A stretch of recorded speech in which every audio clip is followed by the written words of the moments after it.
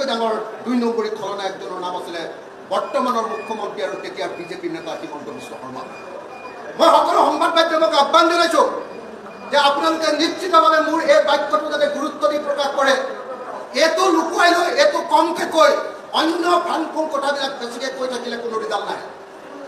APSC কেলেংকাৰীৰ প্ৰকৃত খলনায়ক দুজন হ'ল তৰুণ গগৈ ডাঙৰীয়া আৰু হিমন্ত বিশ্ব শৰ্মা ডাঙৰীয়া, আৰু আটাইতকৈ ডাঙৰ খলনায়কজনৰ নাম হিমন্ত বিশ্ব শৰ্মা।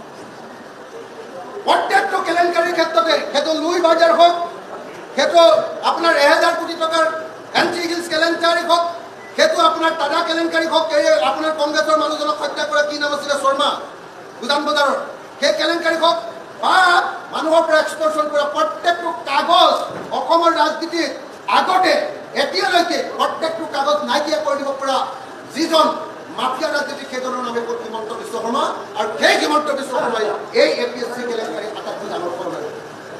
কিন্তু আজি হিমন্ত বিশ্ব শৰ্মাৰ নাম ইয়াত আলোচনা হোৱা নাই। আলোচনা হৈছে গৌৰৱ গগৈৰ নাম, আলোচনা হৈছে কমল কুমাৰ মেধিৰ নাম, আলোচনা হৈছে কি নাম, এই ফ্ৰড কি নাম, দুলাল বৰাৰ নাম। কিন্তু এই কেলেংকাৰীৰ প্ৰকৃত খলনায়ক হিমন্ত বিশ্ব শৰ্মা, আৰু লগত এই কেলেংকাৰীৰ মূল পৃষ্ঠপোষক হিমন্ত বিশ্ব কি কয় তৰুণ গগৈ ডাঙৰীয়া। আৰু